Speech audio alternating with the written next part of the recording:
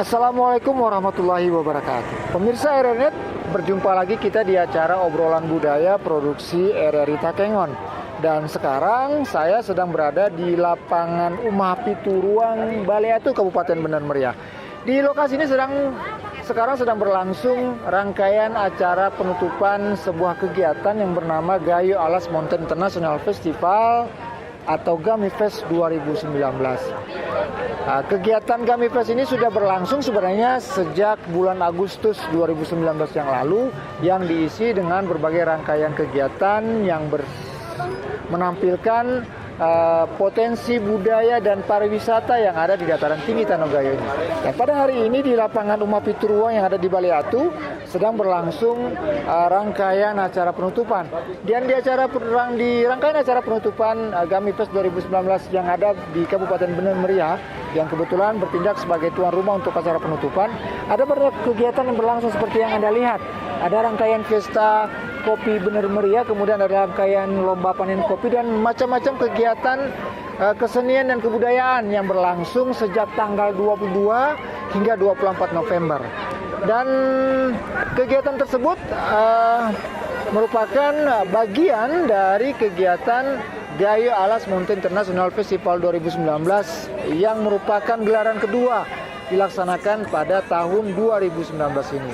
Nah, tapi pemirsa RRNet, kita bukan bicara mengenai kegiatan GAMIFest. Kita spesifik nanti akan bicara mengenai tari gua. Dan kebetulan di acara GAMIFest dan penutupan GAMIFest pada hari ini sedang berlangsung kegiatan Festival Tari Gua 2019. Ini merupakan pertama kali diselenggarakan oleh pemerintah Kabupaten Bener Meriah di acara Gayo Alas Mountain International Festival 2019 ini. Nah, bagaimana tentang perkembangan tari guel, kemudian makna apa yang bisa ditarik atau kita saksikan, kita dapatkan dari tari guel, dan filosofi apa sebenarnya serta sejarah tentang tari guel tersebut, nanti akan kita perbincangkan di acara obrolan budaya pada saat ini atau pada malam hari ini bersama narasumber yang akan kita jumpai nanti. Baik, dari pelaksanaan penutupan Gayo Alas Mountain International Festival 2019 dari lapangan Umah Pituruang Baleatu, ikuti saya untuk menyaksikan pelaksanaan Festival Tari Guel 2019 di acara GAMIFest tahun ini. Mari.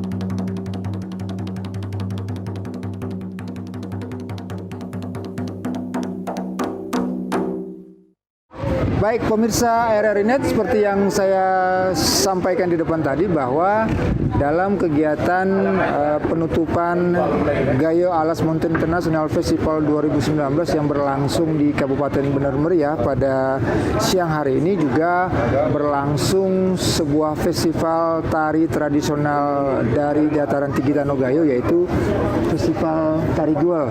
Nah, kita akan berbincang-bincang sebenarnya di obrolan budaya pada kesempatan kali ini mengenai apa makna dan filosofi yang terkandung di dalam tari guel tersebut, termasuk juga bagaimana gerak dan juga apakah ada perbedaan antara tari guel yang ada di Kabupaten Bener Meriah, Aceh Tengah, Gayo Luas dan juga Aceh Tenggara yang juga merupakan bagian dari dataran tinggi Tanah Gayo dan Alas ini. Nah, saya sekarang bersama ada Ibu Ana Kobat, seorang praktisi tari guel. Kemudian juga dari sisi akademis kita akan berbincang nanti dengan Bang Salman juga. Selamat siang kakak dan abang berdua. Nah, ke Mbak Ana dulu nih. Saya banding Mbak aja ya Bu. Ya, biar mudah. Apa sih sebenarnya yang secara gerak nih, kalau kita bicara masalah gerak, agak unik terlihat memang gerak yang ditampilkan oleh tari guel ini. Mungkin karena bisa menjelaskan gerakan yang ada terkandung dalam tari guel tersebut, apalagi Mbak Ana ini kan penari, tentu tahu dong. Sebenarnya sih dasar-dasar tari guel itu diambil dari Manuk Uwo. Cuman karena tari guel itu dia melambangkan tentang mau pengiringan gajah putih ke Kota Raja, jadi dia ada gerakan itu yang menggambarkan gajah, bentuk-bentuk belalai gajah, seperti gerakan Munatap itu ada gerakan bentuk belalai gajahnya, seperti itu. Ada dasarnya dia dari Manuk Uwo, tapi karena dia tadi ini kan gajah, siluman gajah itu, jadi digambarkanlah seperti gajah. Nah, secara historis sebenarnya cerita yang terkandung di tari guel ini apa sih sebenarnya? Sebenarnya kalau dari tari guel ini dia itu pengiringan anak dari Rejelinge dibawa ke Kutaraja. Itu ya, sebenarnya gerakan-gerakan yang terkandung di dalam tari guel itu, karena seperti kalau yang pertama kali melihat mungkin agak bingung apakah gerak seperti burung Raja Wali kah atau memang gajah atau apa, karena ada dua saya lihat di setiap penampilan tari guel itu ada dua orang pria. Kadang satu memakai baju putih, satu memakai baju hitam. Yang putih itu tadi itu melambangkan gajah putihnya, yang baju hitam itu melambangkan sengedanya. Nah, untuk musik sendiri, iringan musik apakah memang seperti yang sering kita lihat itu, yang kita saksikan ada kalau di sini mungkin ada canang, kemudian ada gong, ya ada vokalnya, ada sulingnya, ada gegedem, ada gong, canang lengkap. Itu alat musik lengkap untuk tari guel. Saya pernah baca juga kalau sebenarnya tari guel ini ada kesedihan sebenarnya di situ. Apa memang betul seperti itu? Sebenarnya sih karena dia tadi mau dibawa ke Kutaraja untuk dia merayu gajah itu, dia gimana sih caranya dia merayu gajah itu untuk dibawa ke Kutaraja. Sebenarnya dia bukan kesedihan tanda kutip, tapi bagaimana penghayatannya untuk dia tadi merayu melalui gerakan itu, merayu dia bisa bangun untuk berangkat ke Kutaraja. Kenapa saya katakan sedih? Karena tiupan suling itu memang itu seperti menyayat betul. Ya, hampir semua musik ataupun musik untuk tari ataupun musik untuk lagu di Gayo hampir semua dengan suling yang sedih, walaupun dia tetap dengan nadanya runcang, tapi kalau kita hayatin sedihnya itu tetap ada. Nah, gerakan yang ada di dalam tari guel itu kan tetap ada tahap-tahapannya. Saya dengar ada apa namanya? Ada munatap, munatap, terus ada redep, terus ada gritik, ada sining lintah, ada ketibung, ada cincang nangka. Nah, Itu mungkin ada makna-makna yang terkandung dari dibalik gerakan-gerakan yang Mbak Ana tadi. Sebenarnya sih kadang-kadang rata-rata gerakan di dalam tari yang ada di gayo, kadang-kadang dia itu ngambilnya dari irama musik. Nama irama musik itu dijadikan ke nama gerak tari. Seperti itu. Seperti yang apa tadi? Gegedep itu seperti apa? Seperti redep. Ya, Nah, itu sebenarnya kayak musik redep gitu. Jadi emang musiknya itu namanya itu redep, musik redep gitu. Jadi hampir semua gerakan yang ada di dalam tari gayo itu gerakan redep jadinya ke situ gitu loh, bukan hanya khusus di tari guel aja gitu. Jadi karena hampir rata-rata nama musik dijadikan ke nama gerak. Baik, nah pemirsa itu mungkin gerakan-gerakan yang ada di tari guel yang sedikit banyak tadi sudah disampaikan oleh Mbak Ana sebagai seorang praktisi tari guel ini. Nah, bicara mengenai makna dan filosofi yang terkandung di dalam tari guel ini, kita akan bertanya dengan Bang Salman Yoga. Bang, untuk makna dan filosofi apa ya sebenarnya yang bisa kita ambil, kita saksikan ketika penampilan tari guel itu ditampilkan? Nah, kita kembali ke sejarah tari guel itu sendiri. Sebenarnya tari guel itu adalah sebuah konflik kekuasaan, sebuah konflik kepentingan. Jadi putra Rejelinge yang bernama Sengeda dan Bener Meriah ketika diungsikan dari Perang Malaka ke Pulau Lingga ketika mereka masih bayi, dan ketika mereka sudah dewasa mereka mencoba semacam menagih terah kekuasaannya dari bapaknya yang wafat di Perang Malaka, dari Pulau Lingga ke Bontolinge. Nah, dalam perjalanan semacam menagih kekuasaan itu, Bener Meriah dibunuh oleh Rejelinge ke-12, sementara adiknya Sengeda luput dari rencana pembunuhan itu. Nah, dalam perjalanan Sengeda melapor, memberitahukan kejadian kekejaman pembunuhan ini ke Kutaraja, ke Sultan Aceh. Dalam laporan itu, sebelum sempat berlapor ke Sultan, Sengeda melihat putri Raja Sultan, putri Sultan Aceh, melukis gajah putih di atas pelepah kulit bambu yang disebut dalam bahasa Gayo dengan neneun. Nah, sebelum Sengeda sempat melapor kepada Sultan, sang putri raja ini memperlihatkan lukisannya kepada sang Sultan. Nah, Sultan bertanya sebelum sempat berkomunikasi dengan Sengeda, ini apa? Ini gajah putih. Kemudian sang anak semacam bermohon kepada Sultan, saya minta ayahanda bisa menghadirkan gajah putih ke Kutaraja. Nah, sebelum diplomasi Sengeda bertemu dengan Sultan tadi, sebelum mengutarakannya, Sengeda mendengar itu. Lalu dengan serta-merta dia acukan tangan, maaf Sultan, kalau diizinkan saya mampu dan siap untuk menghadirkan gajah putih ke Kutaraja. Jadi konfliknya adalah konflik semacam perebutan kekuasaan. Nah, ketika Sengeda melapor, ada segmen sejarah yang kemudian menghalangi dia. Nah, atas kesediaan Sengeda ini tadi, kemudian Sultan langsung memerintahkan kepada Sengeda, kalau begitu silakan hadirkan gajah putih ke Kutaraja. Nah, dalam perjalanan dari Kutaraja ke Tanah Gayo, Sengeda berpikir, apakah benar gajah putih itu ada? Nah, ternyata ikatan batin dengan saudaranya yang terbunuh tadi, Bener Meriah, nyambung, dan Bener Meriah yang dibunuh oleh Rejelinge 12 tadi menjelma menjadi seekor gajah putih. Penjelmaannya itu dalam sejarah Gayo disebut dengan semacam reinkarnasi manusia ke hewan. Kemudian Sengeda tidak tahu jika saudaranya yang terbunuh menjelma menjadi gajah putih. Tapi dia berusaha bagaimana menghadirkan gajah putih ke Kutaraja untuk memenuhi semacam pengaduan atas pembunuhan saudara kandungnya. Nah, proses membangkitkan Gajah Putih ini dari sebuah istirahatnya, itu yang melahirkan sejarah tari Guel. Makanya ada gerakan seperti gerakan belalai atau telinga gajah yang mengembang atau mengatup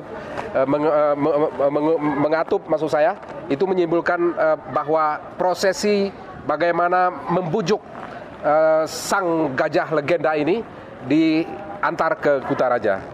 Sebenarnya begitu Bang Ari. Nah, prosesi tari tadi yang tari Guel itu memang itulah tadi dari sejarah yang Bang Salman ceritakan itu tadi. Nah, gerakan-gerakan itu memang seperti itu kah? Sejak dari zaman adanya pertama kali tari Guel itu, Bang Salman. Kalau kita mengacu kepada orisinalitas gerakan zaman itu, tentu tidak ada bukti sejarahnya Bang Ari. Tapi yang namanya interpretasi manusia itu bisa melahirkan gerakan apapun, dan gerakan yang secara umum terkait dengan gerakan membujuk gajah hampir seperti itu. Artinya kata-kata hampir seperti itu menunjukkan bahwa kreativitas Bener Meriah, kreativitas Sengeda, saudara yang melapor ke Sultan tadi, melahirkan kreativitas gerakan-gerakan seperti itu. Termasuk juga bunyi-bunyian yang sampai sekarang masih... termasuk juga bunyi-bunyian, karena gajah itu kan hanya bisa diusir dari 3 unsur. Unsur pertama itu bunyi-bunyian. Unsur kedua itu cahaya. Jadi gajah itu sangat takut dengan api. Atau marcun lah kalau sekarang sering mengusir gajah. Yang ketiga diusir dengan sebuah keramaian. Misalnya bentuk keramaian, apakah itu bentuk tarian atau semacam serbuan massa masyarakat gitu. 3 unsur ini yang kemudian dikolaborasi menjadi sebuah rayuan bagi Sengeda untuk membangkitkan abangnya yang menjelma menjadi Gajah Putih.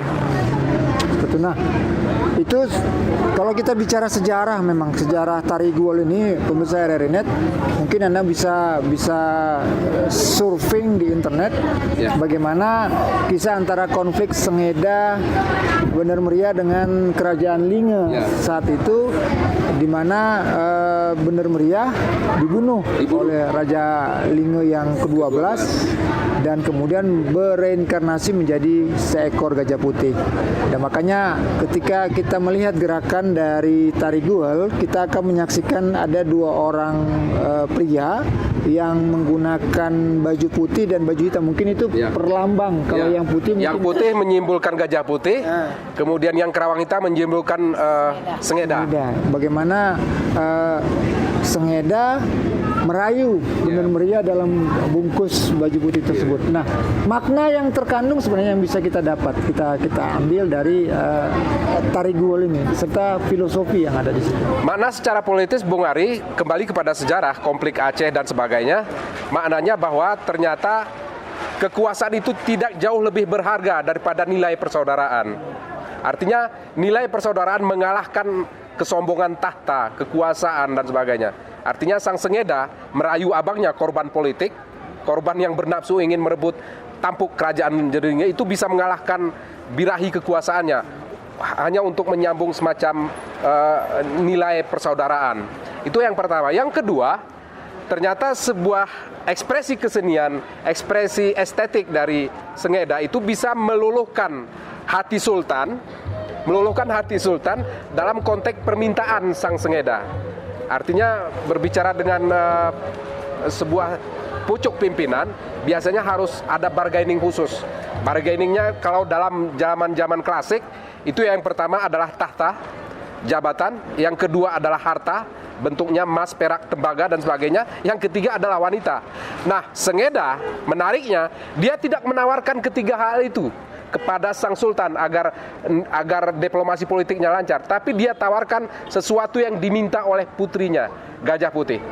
Apa makna Gajah Putih di sini? Makna Gajah Putih di sini adalah sebuah simbol kesucian, sebuah nilai estetika.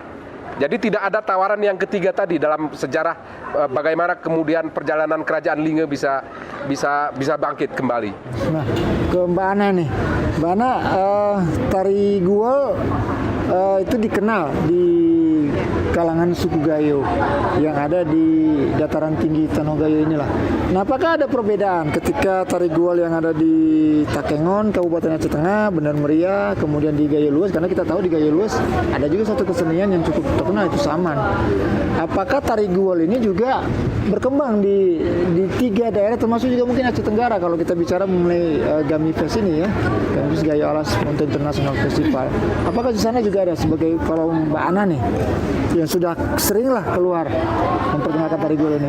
Sebenarnya sih kalau untuk Benar Meriah sama Takengon tuh nggak ada perbedaan ya, karena kan Benar Meriah baru berapa tahun pecah dari Takengon baru pecah. Nah, untuk Belang Kejeren dan Kuta Candi sendiri sebenarnya tari gual itu sama. Cuman mungkin untuk perkembangan mereka itu tidak seperti Takengon dan Benar Meriah. Kalau Takengon dan Benar Meriah itu kan hampir setiap event itu disuguhkan dengan tari gual. Tapi kalau untuk Belang Kejeren mereka lebih menyuguhkan dengan tari samannya, dan baru-baru ini mereka sedang mengangkat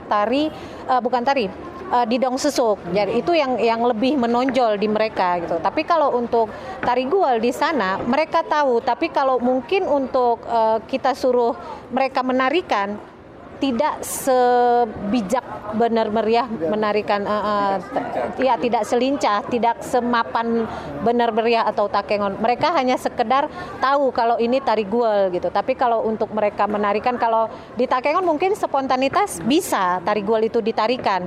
Nah, kalau untuk di Kota Candi dan Belang Kejeren mereka tidak bisa spontanitas. Demikian juga seperti Saman. Kita kalau umpamanya Saman mereka kita tarikan di sini mungkin kita tidak bisa spontanitas seperti mereka gitu.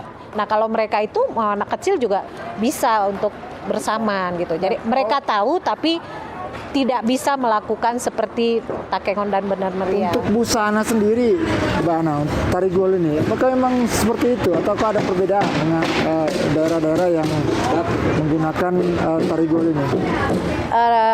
Busananya nggak ada perbedaan sih, emang udah ada peraturannya, emang seperti itu kostumnya, pakai kerawang gayo, terus dengan melambangkan gajah tadi memakai kostum warna putih, sengedanya kostum warna hitam, pengiringnya mereka dengan memakai kepias, dengan memakai belgong. Cuman mungkin sekarang karena perkembangan zaman juga udah pakai jilbab, jadi belgong itu tidak lagi dipakaikan oleh mereka. Nah, dengan tari Munalo seperti apa, Mbak Ana? Karena saya lihat Munalo itu kan tarian yang menyambut tamu. Ya. Dan saya sering menyaksikan ketika ada tamu-tamu datang ke daerah kita ini, tari Munalo dan tari gual sepertinya sama. Apakah memang ada persamaan?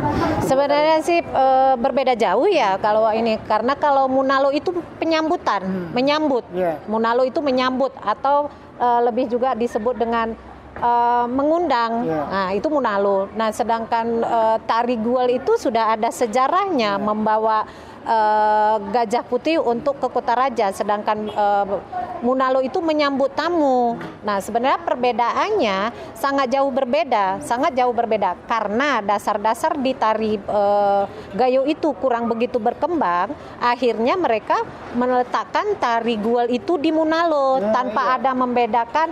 Mestinya kalau zaman dulu itu saya masih ingat, aku masih SD.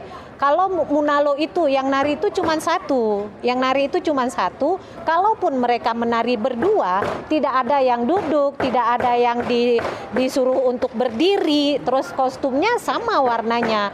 Umpamanya satu orang biru, ya udah dua-duanya biru gitu. Hampir lebih dominan tari Munalo zaman dulu tuh lebih ke guru didong. Tari Munalonya lebih dominan ke guru didong daripada ke gual. Tapi sekarang memang sering memang sengaja dikombinasi supaya juga mungkin sekali kayu dapat dua mungkin. Ya, ada sambut tamu juga gual juga bisa. Tapi akhirnya salah pemanfaatannya mereka salah, seperti yang kita alami sekarang, yang kita lihat itu mereka sering nelpon, emang mungkin karena panitia juga ngasih nomor kontak person juri ya. Jadi mereka nanya, "Kak, ini yang kami tampilkan Munalo apa tari gual?" Loh, itu kan persyaratannya apa? Tari gual, Kak. Ya udah, pentaskan kalian lombakan tari gual, jangan Munalo. Yang Munalo yang mana, Kak? Tari gual yang mana? Sedangkan tari gual dia sudah baku. Sedangkan Munalo itu bisa kita rubah, musiknya bisa dirubah, semuanya bisa dirubah.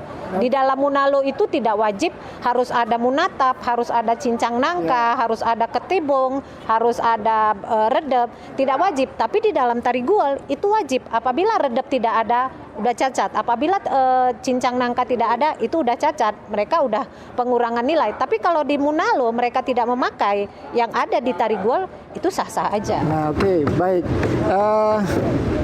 Ada beberapa hal yang tadi sebenarnya saya ingin tanyakan nih sama Mbak Ana. Karena mohon maaf juga sih sebenarnya saya kurang begitu paham nih sebenarnya dengan tari guel ini.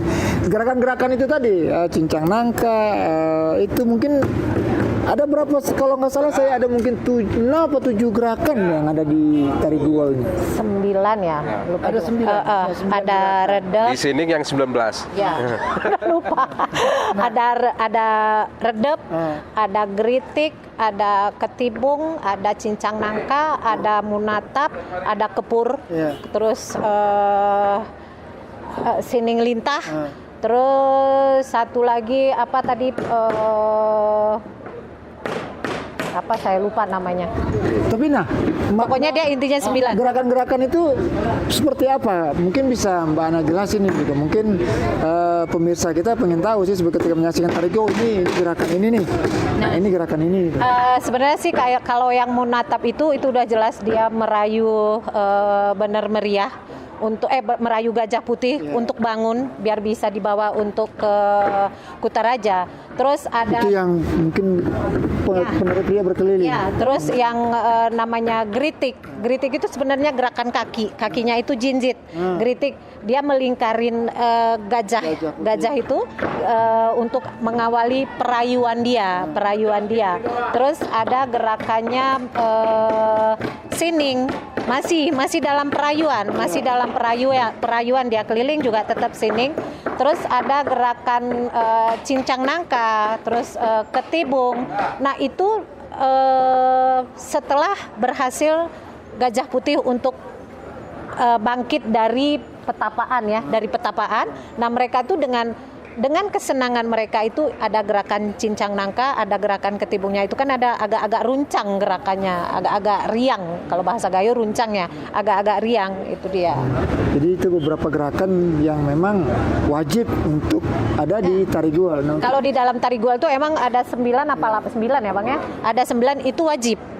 Dan emang itu udah ada urutannya gitu. Udah ada urutan geritiknya, udah ada urutan pada habis ini gerakannya munatap, habis munatap itu ada cincang nangka, terus sebelum munatap itu ada redep. Nah, itu emang udah ada urutannya gitu. Pemirsa Renet, mungkin Anda belum tahu kalau tari guel ini merupakan salah satu warisan budaya tak benda yang sudah ditetapkan oleh Departemen Pendidikan dan Kebudayaan melalui Dinas Kesenian dan Kebudayaan. Nah, untuk itu mengenai kenapa sih tari guel ini bisa ditetapkan sebagai warisan budaya tak benda dan kapan itu didapatkan, saya akan bertanya sama Bang Salman Yoga. Bang, tari guel merupakan salah satu tarian yang sudah masuk ke dalam warisan budaya tak benda. Itu beberapa kesenian yang ada di Tanogayo memang sudah masuk seperti didong yang saya tahu nih, didong, tari guel, kemudian yang terakhir sini. Nah, apa sebenarnya manfaat bagi kita nih ketika tarian atau kesenian kita itu dijadikan sebuah warisan budaya tak benda seperti itu? Baik, manfaat pertama ketika sebuah kesenian dijadikan warisan budaya tak benda oleh negara, dalam hal ini adalah Kementerian Pendidikan dan Kebudayaan, Dirjen Kesenian, Subdit, artinya Subdit di bawah Direktur Jenderal, ada namanya bidang kesenian dan diplomasi budaya.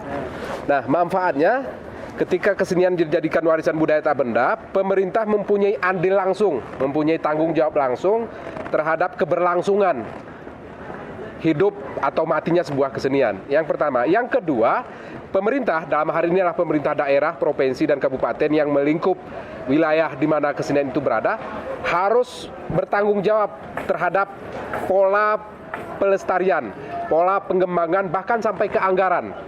Mereka bertanggung jawab tentang itu. Dan yang ketiga, manfaat warisan budaya tak benda adalah bahwa kesenian suatu daerah itu bisa berkembang ke wilayah lain, jangankan hanya negara Indonesia, bisa bahkan ke dunia internasional.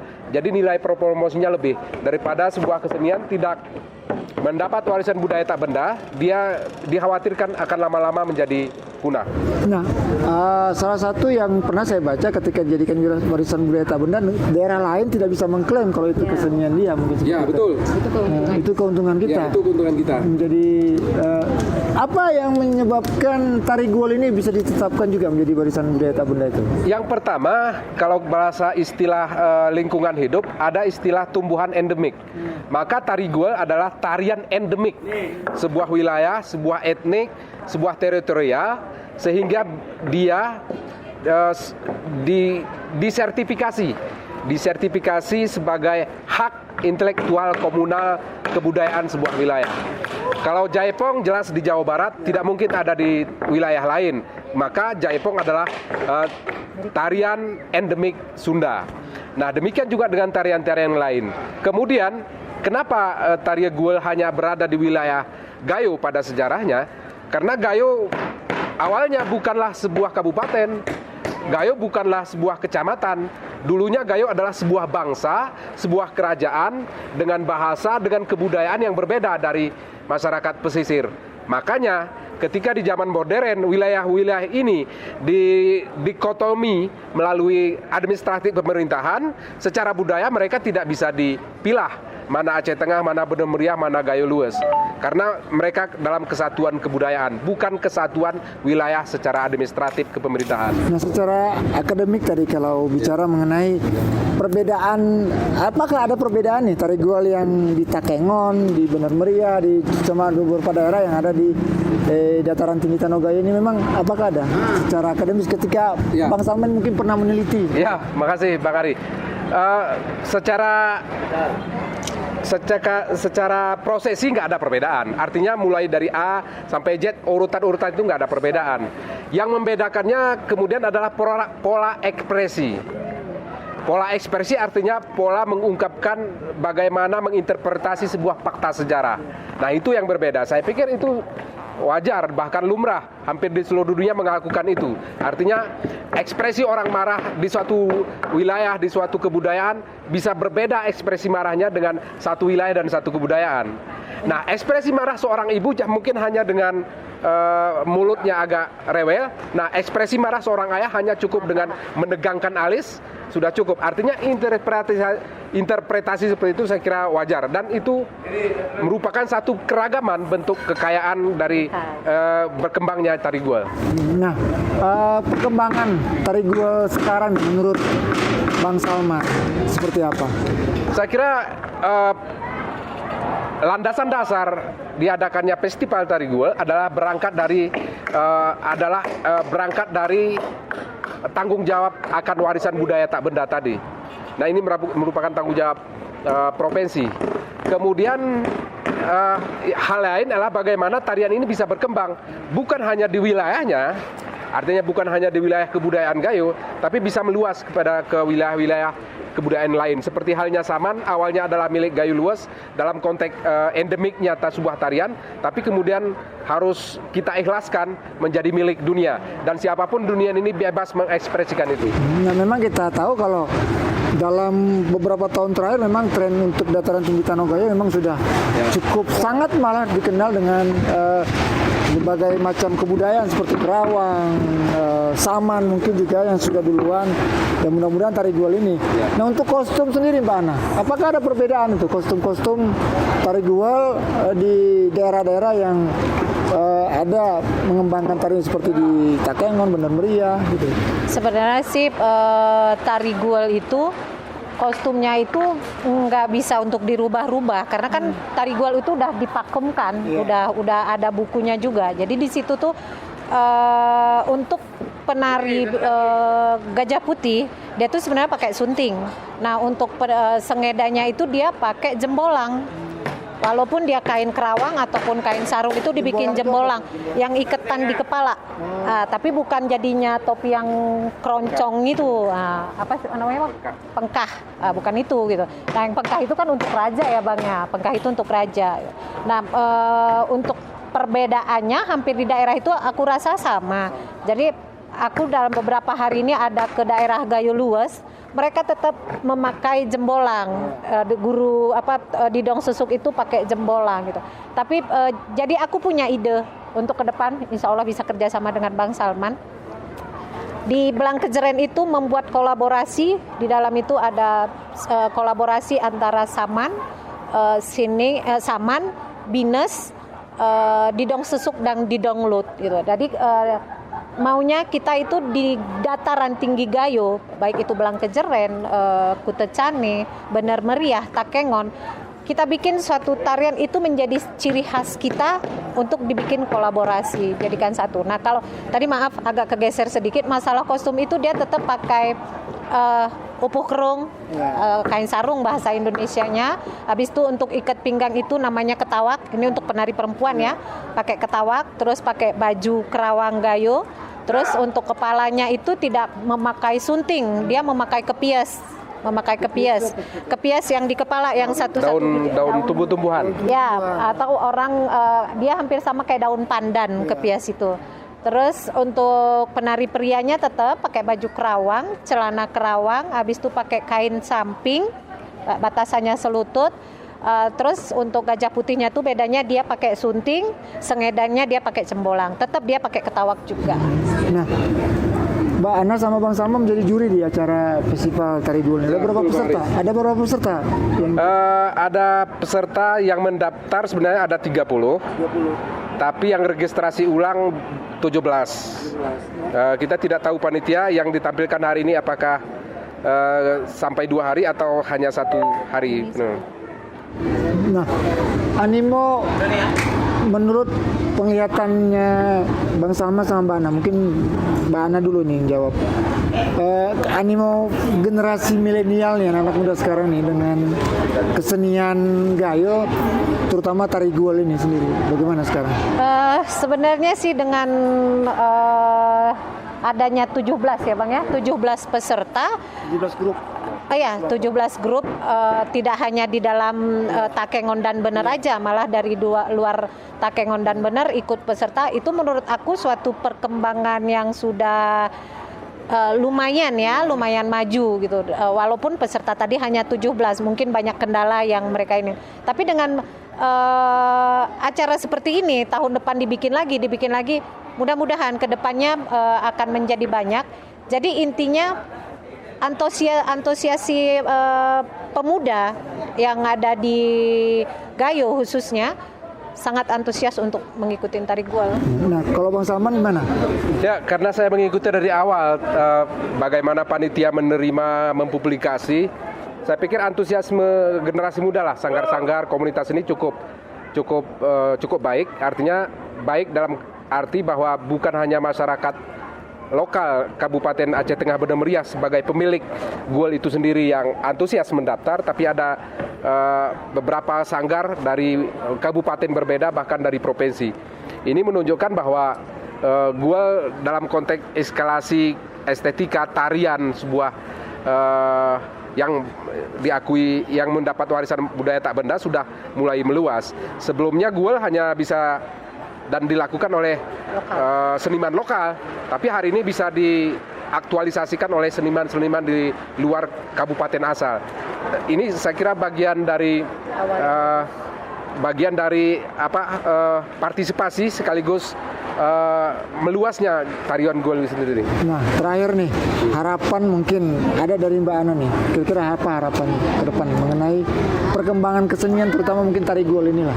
Ya, harapan aku sih untuk ke depan itu khususnya kesenian Gayo ya, semakin berkembang, dalam arti berkembang tidak lepas dari tradisi. Jadi tradisinya tetap ada, berkembang pun tetap. Nah, kalau Bang Salman dari sisi akademik nih? Ya, saya pikir banyak nilai yang dipetik dari tarian Guel, baik prosesnya, sejarahnya, filosofinya, maupun simbol-simbol yang melekat di dalamnya, bentuk relief, pakaian adat dan sebagainya. Itu yang pertama. Yang kedua, event festival tari Guel seperti ini sangat bermanfaat bagi perkembangan kebudayaan lokal untuk diekspos keluar, apalagi dengan diliput RRI Net. Nah, Yang kedua, yang ketiga, event-event seperti inilah sesungguhnya yang bisa mengakomodir minat bakat generasi muda kita. Apalagi dengan event yang berskala luas, dengan hadiah yang lumayan tinggi dan sebagainya. Dan yang terakhir adalah event seperti ini juga membangkitkan minat generasi muda untuk mencintai kebudayaan dan keseniannya. Di samping ada acara, ada event yang bisa mengalihkan mereka dari hal-hal yang bersifat negatif, kebut-kebutan misalnya, atau narkoba, pergaulan bebas dan sebagainya. Artinya event seperti inilah yang memang diharapkan, dan sebelumnya tidak pernah ada. Nah, mungkin Bang Ari, ada kolerasinya kenakalan remaja dengan event festival kesenian untuk tingkat remaja. Saya pikir ada kolerasinya. Buktinya sampai hari ini tingkat kenakalan remaja menurun. Meskipun narkoba terus menjalar, tapi setidaknya sudah sedikit berkurang ketika generasi muda kita dikasih ruang untuk berekspresi. Oke, baik. Terima kasih Mbak Ana, terima kasih Bang Salman. Terima kasih Bang Ari.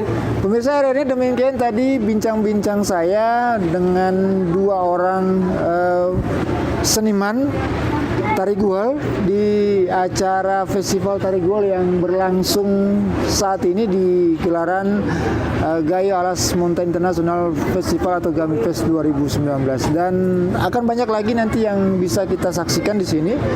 Kita akan menyaksikan beberapa rangkaian kegiatan Gamifest juga, nanti kita akan ke sana, kita akan lihat seperti apa pelaksanaan kegiatannya, dan tetaplah bersama Airenet dan jangan kemana-mana.